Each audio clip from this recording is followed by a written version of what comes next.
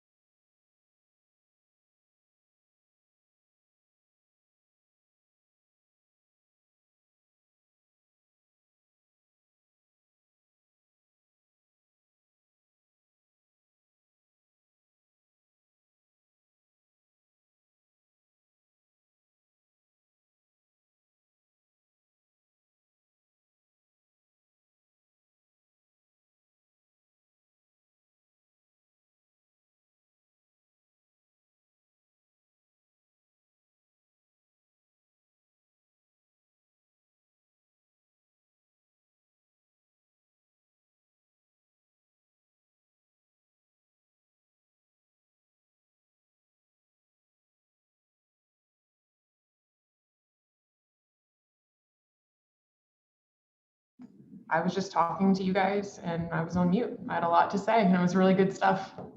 It wasn't, it was not. Anyway, it's 1:03 and I was raised by someone who's neurotic about being on time. And so I am that person. I can't, it drives me nuts. So get started. Let me admit these folks that are coming.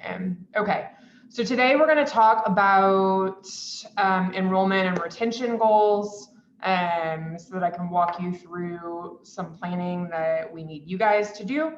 And then we're also going to talk a bit about the elements that will be in the funding formula for subsequent years. So let's just jump in. Also, Kelly, welcome to the group. Okay, Eric's joining. All right. So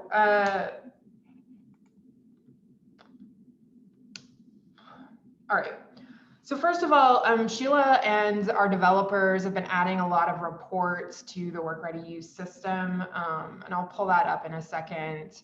But I wanted to kind of go through how we are looking at retention. And this is partly thanks to Bonnie, not to call you out, but our colleges are doing sort of retention and enrollment management plans. And some of them have included their adult education partners. And so we started thinking about what the definition of retention means for adult education. And it can mean a lot of different things. We've talked about this before, but what we kind of came up with is that there are several milestones that students can hit. Now, not all students are coming to us for a high school equivalency.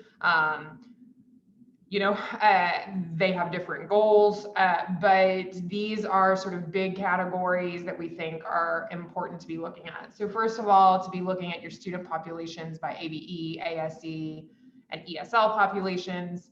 And then, I'm clicking on too many things, y'all.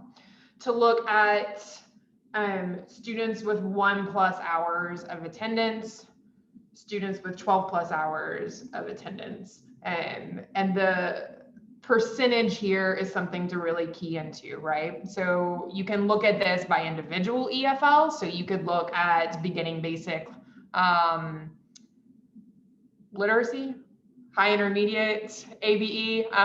You can look at your individual EFLs to see if there's a difference in those who are staying between 1 and 12 plus hours. You and your team can make inferences about why that might be. Are your orientation materials appropriate for the folks that you have coming in? Are your orientation processes appropriate? Are you hitting them with a test as soon as they walk in the door? Is that discouraging? There are a lot of questions you can ask yourself there. So sort of point one on retention is, let me get my pointer. This percent of students with 12 plus hours of attendance. All right. Now, this is fiscal year 18-19 data. We've pulled it for 3 years. And this is statewide. Okay. So you'll have this presentation in classroom, so you can look at it and look at that statewide data, but you can also pull your own program data to compare it, right? Not that we as a state are perfect, but you can kind of see where you are in comparison. The next is the number of students who make a level gain, right? And so that is going from low intermediate ABE to high intermediate ABE, or level 3 ESL to 4 ESL. And then the percent of students with a level gain. Again, a good indicator to look at there. We lag in the ASC group, which is something that's always driven me nuts when I was a program director. And so that's something to look at in your own program. The next category would be with students with 12 plus hours of attendance who have a post-test. So the number that have post-tested, and then the percentage there.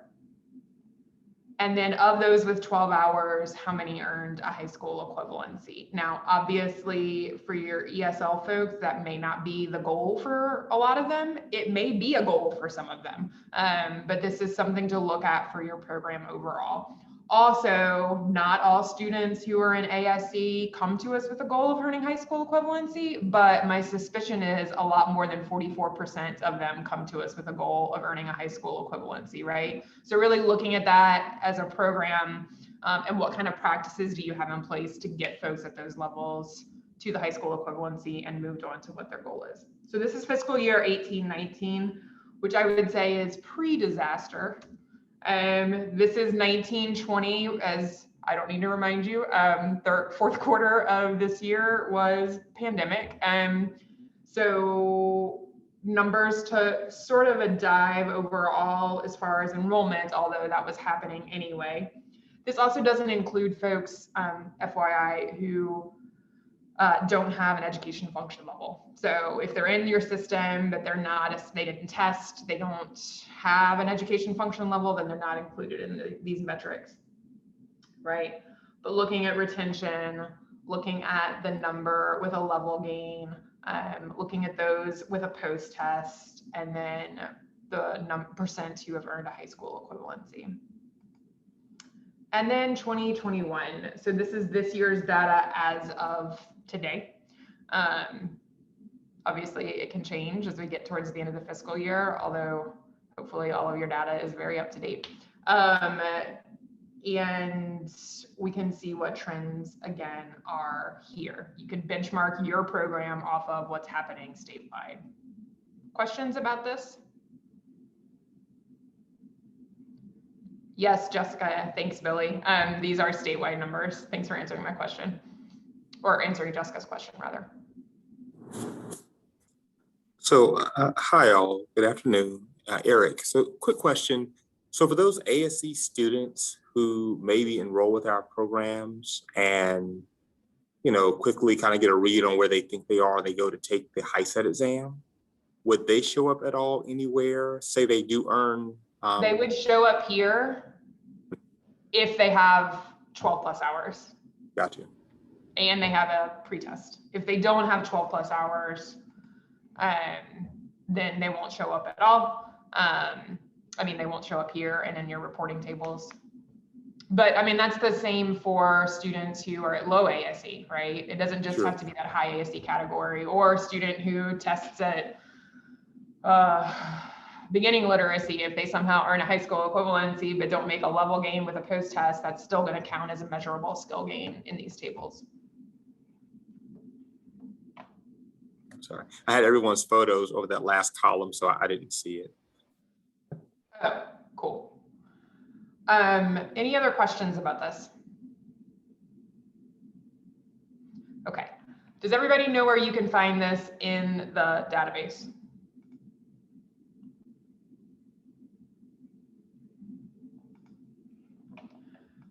I don't believe everyone does. So if you go to the Work Ready Enrollment in database, progress?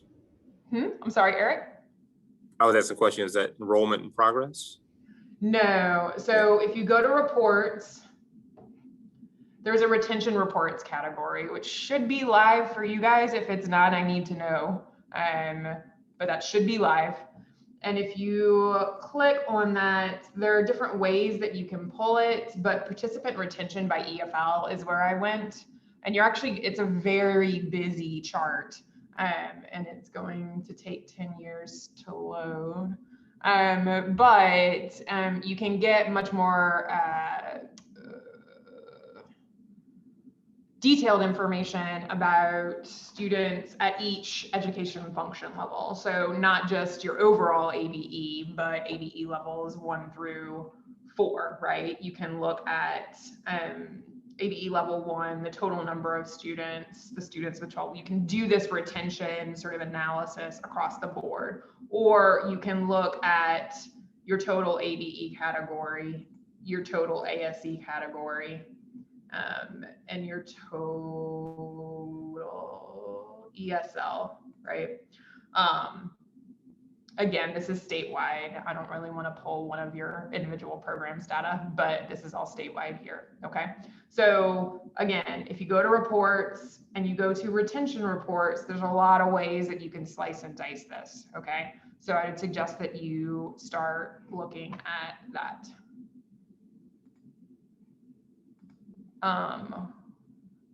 Questions?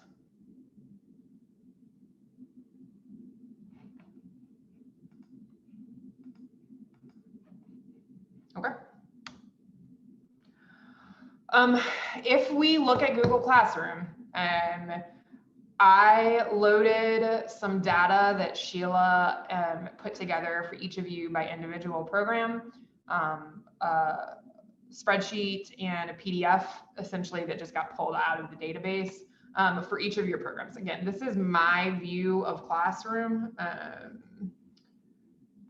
but they're all here in this program design and improvement space. So if you look at your program, this resources material, you will see an enrollment by parish spreadsheet and a student retention report that's a PDF that is localized to your program.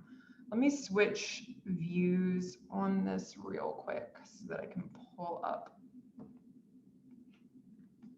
this spreadsheet and show you what I'm talking about with statewide data. Let's see if I can do 12 things at one time. My computer. Okay, so there are a couple of things in this spreadsheet, and if there is a problem with your spreadsheet, please, please, please reach out to me. We need to fix it, and I need to get you an updated one. But what we did was, first of all, provide you with American Community Survey data for your area, right? So this is the 5-year average, that was released in December of 2019. And what it's going to give you is the total estimated population for the parishes that you serve in, and the total number without a high school diploma, the percentage without a high school diploma, so that you can estimate or think about estimating what total population exists in your service area that can be served. Now, it gets tricky for ESL because this isn't necessarily an accurate read on that, but for a lot of you, this is going to be a good place to start when thinking about, okay, are there students out there? Are there students in this parish? The answer is yes, but it's going to break down by each parish. And then it's going to look, there's a tab for your individual provider data. And so let's look at Central, for example. This is probably really small.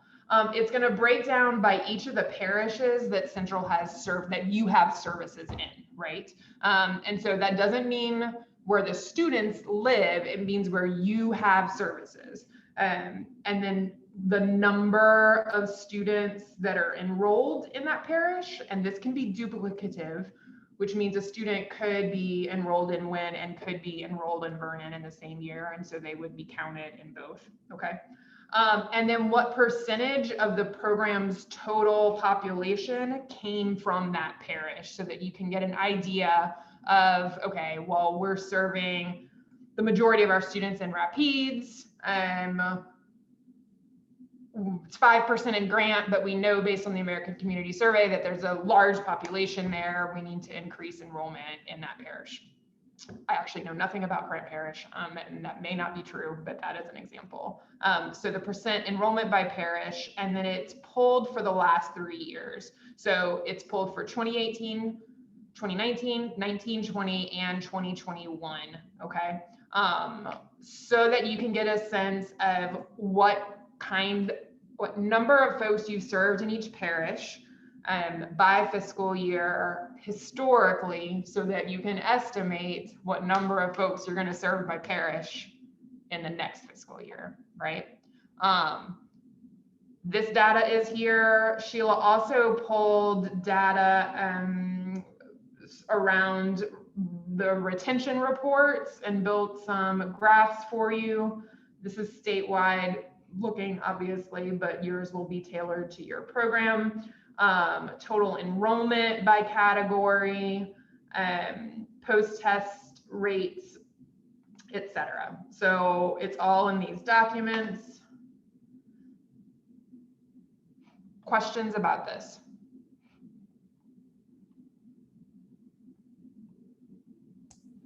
Hi, Erin, it's Bonnie. Where is this? I don't see it in the Google Classroom. It should be under program design. Okay, hold on. Let me stop sharing what I'm sharing and then start sharing Classroom.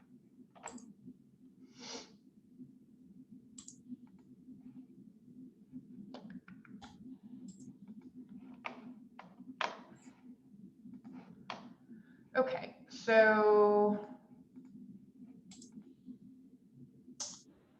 I think I found it. It's under Program Capacity Resources.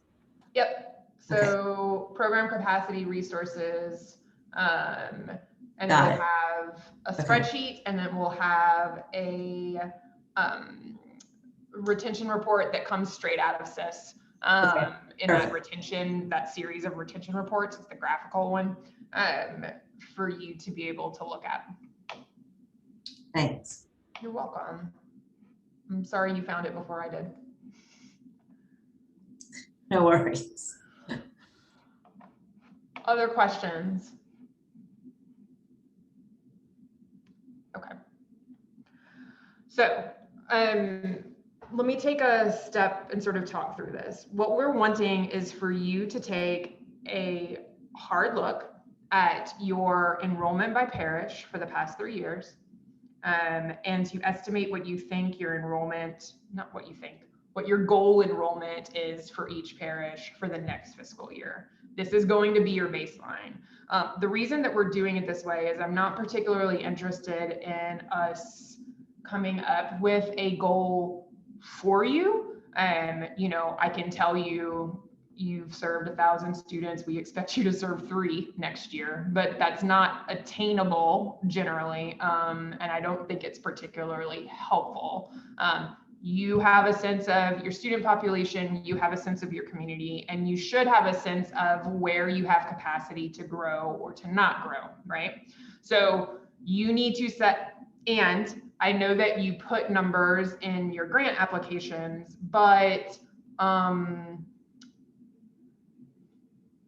they don't seem to be very much aligned to what our programs have done historically.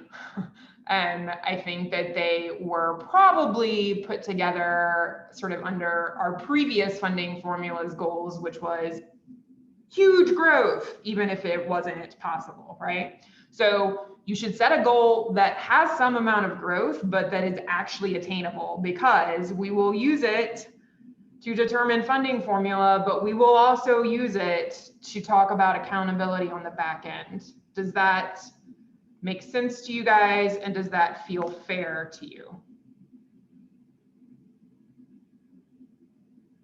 Okay. It does. Aaron, this is Bonnie again. I have a question. So when we talk about these numbers, these are total numbers served, community ed, X, Y, and Z. 1+ hours.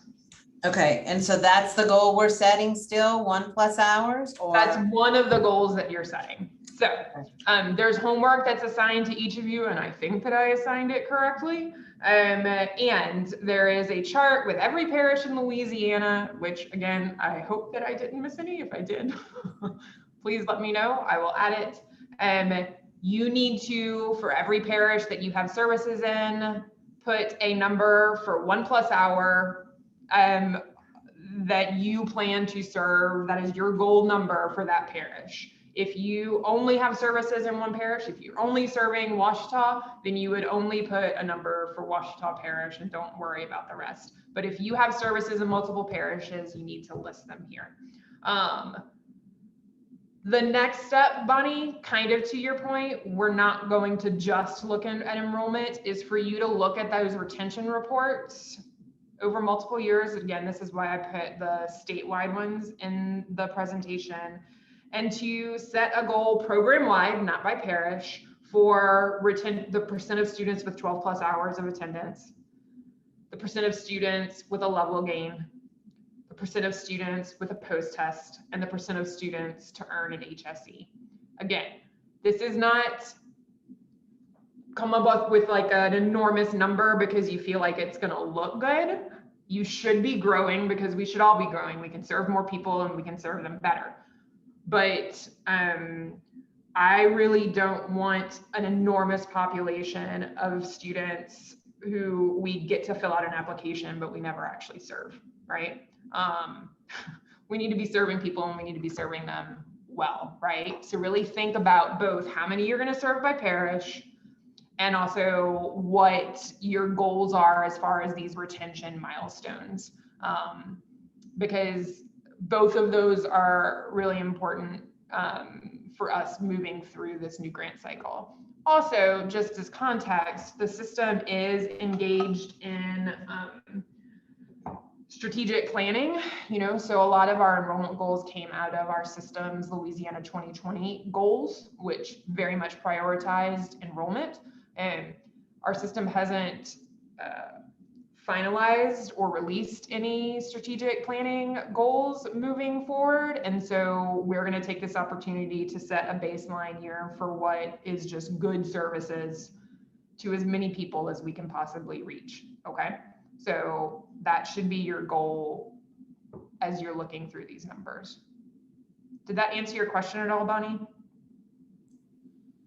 Yes, I have another. Enrollment by parish means that your physical location in that parish, it's not a student's it's not place a of student residence. address. It's based on whether you have services in that parish. Okay. So, And then I'm sorry. And then what would be realistic growth? Are we talking 10%? Is that too lofty? Are we, y'all have advice? I mean, I think it absolutely depends. This is why those worksheets that have come before happened. Like, what is your actual capacity? So like, if you're looking at a location, if you're looking at St. Charles Parish, and I have no idea what that campus looks like or what your space looks like, right? But if I'm making this up and there are 2 full dedicated classrooms that are currently not operating at night, you know, maybe you can increase by 10%. Maybe you know that there's a large population of folks who need services there. You want to start ESL programming, you want to start night services. And so 10% is reasonable growth, but you're looking at St. John Parish and the amount of capacity you have as far as space is concerned, and instructor resources there is much more limited. And, you know, there's a smaller population, right? So your growth goal there may be 1% or 2%. I think it can depend on your facilities and your strategy, right? And the need. There is no right or wrong kind of thing. Agenda on my end as far as like, this is the % number that we need. Okay.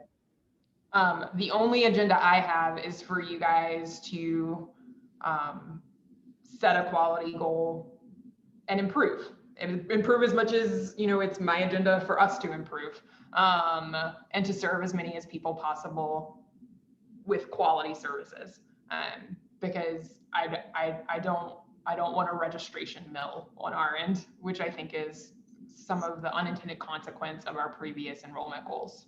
We just register and register and register and register. Okay. Because I think that hurts students in the long run.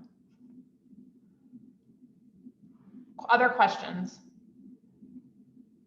Does this feel doable to you guys? Erin, I'm having trouble finding these things. I'm looking at all of the little assignments and I'm not seeing it. There's one that says something is missing. Okay. Well, you can stay on with me when we're done, okay, and we'll share screen and try to figure that out. Okay, thanks. No problem. Okay. So last slide in my slide deck, I want to talk through the elements that we will be using for the funding formula that will go into place for the duration of this grant cycle. So at the beginning of the funding formula, we can't do it based on performance because there are new providers, and essentially what we're saying is you're starting new, right? It's a new grant cycle. But come, good Lord, what month is it? June? Come the end of this coming fiscal year, you will be going through a funding formula that is performance-based. But I told you that you would have more clarity about what elements we're using. In fact, we will give you a copy of that formula with like the rating system, but I want to talk through the elements first to get your feedback before we develop, like, you know, 20% of your points come from this, and 8% of your points come from this, or any sort of weighting that we may do within the formula. So first of all, we're going to be looking at the percentage of your students that are coming in at beginning levels. And what I mean by that is ABE levels 1 through 4, ESL levels 1 through 3 or 4, because I mean, and the thing is, the majority of folks are not serving only upper level students, but we want to give incentive to programs that are serving students who are most in need of services, right? And so we'll be looking at that percentage overall. Second, negotiated performance benchmarks. So we will sit down with you and look at individual EFL levels, both historically, for those of you who are brand new, we'll sort of look at the state average and determine what a good benchmark is in a particular area. Again, not because we want insane growth goals, but because we want continuous improvement and good outcomes for students. The percentage of students with a measurable skill gain. We'll be looking at digital literacy assessments. And so if you've not been doing that as a part of your intake process or working with students, I would suggest that you and your team think through that. Digital literacy, we all know now, is very, very important for folks to just survive. And so please make sure that you're embedding this in your processes. Transition to post-secondary, that can be for students who exited in a previous year, that could be students who are in a current year, but making sure that we have pathways to post-secondary, even if you're doing it in partnership and not where you're doing it all on your own within your program, are really important. So that will be part of the formula. Good program management. So we will be looking at whether your program data is entered in a timely manner, and whether discrepancies are cleaned up. You can't really know how you're doing if your stuff isn't in the system. And so that will be part of the formula itself. I should have put data and fiscal management, but both of those would go there. Average attendance hours, we know that students do better the more classwork and teacher time they have. And so looking at what your program attendance is on average compared to state norms will also be part of the funding formula. And then we'll be working with you all individually around objectives for program improvement. That is not something that is a one-size-fits-all thing. You're all in different places, in different communities with different needs. You're all in different sort of stages in your journeys as a program, and you have different constraints. And so your one-on-one sort of check-ins will be revolving around your individual programs' improvement goals, which is something that we'll do collaboratively together. Questions about any of this? Anything big that we totally missed, or topics that you think should also be included elements in the funding formula? Hi, it's Eric. I think from an elemental perspective, this is awesome.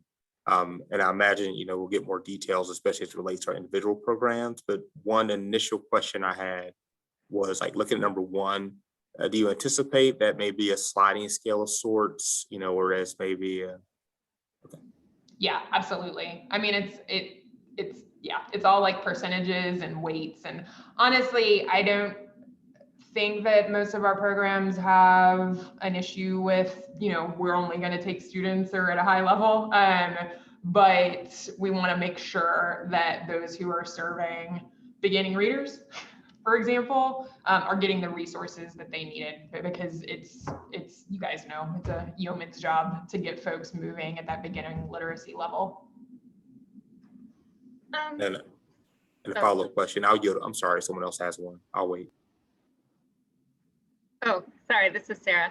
I was gonna just say what stands out to me is for ESL students, especially the post-secondary transition and also the digital literacy assessments are gonna be a little bit different, especially for low-level ESL students. We haven't found a really good digital literacy assessment. North Star doesn't work, or North Star is only in English.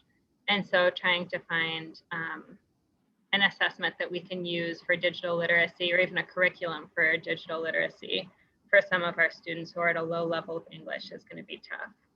Yeah, I know that the digital literacy tests can be really hard with those beginning English language learners. It is done, but it is a little bit like crazy times in that classroom.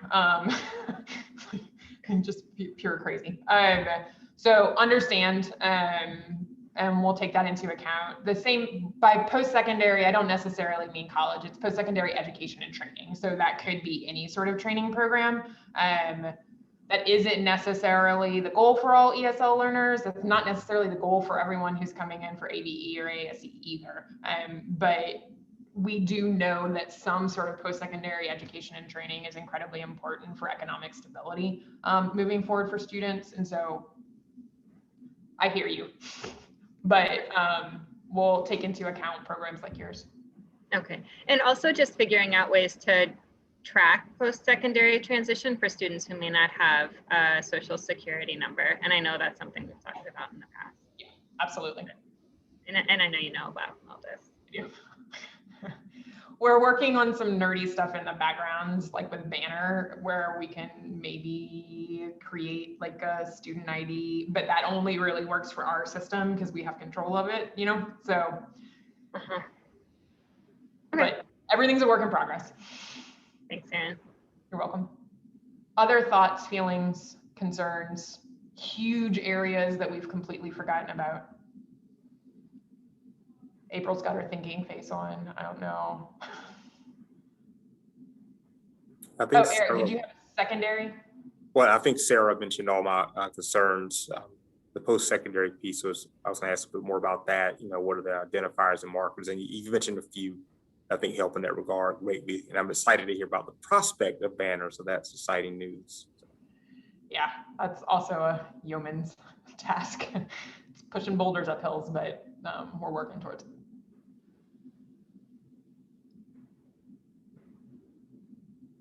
Okay. Well, once again, I have a super short presentation. So steps are to check the resources, look at that data, right? To look at, and Andrea, stay on the phone with me, or the Zoom, or whatever we're on.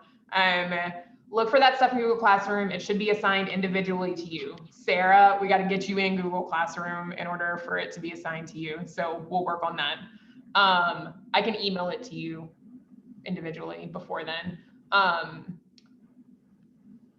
You need to complete that worksheet by Friday.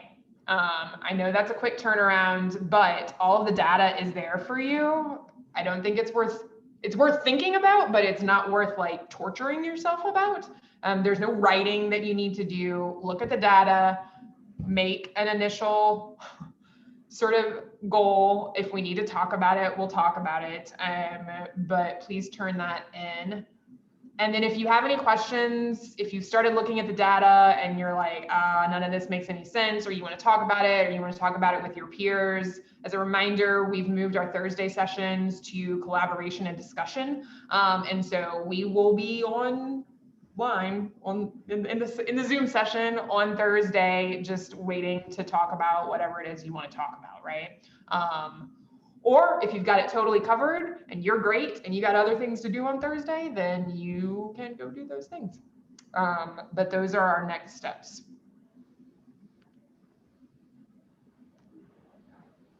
Oh, hi, Aaron. I had a question in the chat, which is just about, as we're looking at that enrollment and retention worksheet, and I may have missed this, are we basing it on a 3-year average, or should we really look at, you know, what we're looking at coming out of the pandemic? What are suggestions or insights there?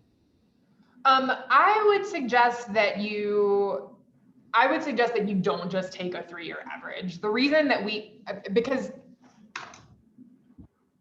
2018, 2019 is a normal year, right? So I would look at that and think about it as this was a fairly normal year without crazy world pandemic stuff happening, right? But enrollment has been going down. So I would look at 18, 19, and 19, 20 and kind of see where that enrollment looks like it should be. 19, 20, obviously, no, not 19, 20, this year, 2021, is definitely very skewed. And so, you know,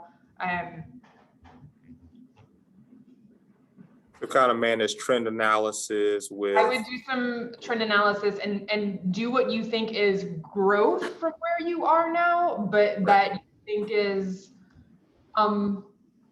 close to attainable, right? I mean, I don't think that you should put, we're going to serve one less student than we're currently serving, or we're going to serve one more student than we're currently serving. You can definitely grow unless you are fully at capacity in a particular parish, but I doubt it, right? Exactly. Think about what your capacity is. Are your classrooms full? Are your online classrooms full? Have you launched that online program that you want to be using? Do you use all of the seats? You know, are all of your coaches or advisors fully occupied? And think through that, look at your numbers, and then make a goal for each one. I mean, I don't think it needs to be, like to Bonnie's point, 10% for each parish, right? And for those of you that have one parish, you're lucky. It's easier. You just have one to deal with.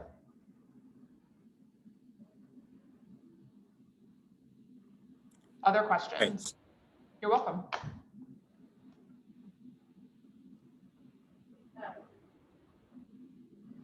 Okay. I am putting my cell in the chat. I'm also gonna put my like booking page in the chat. If you get stuck and want to talk to me, call me, or make an appointment, or I'll see you on Thursday and we can talk as a group. Okay. I'm looking forward to us going through this and sort of getting a real sense of what we think a starting place is for each parish. Okay. Sarah, did you have a question? I was going to ask if I could just hang on for a second to ask you about Google Classrooms. You can. Okay, thanks. All right, so everyone else, unless you need to hang on to do a one-on-one, y'all have a wonderful day. Let's all, send good thoughts to the weather beings that we don't get storms. And y'all take care. I'll see you Thursday. Bye. Bye, thanks.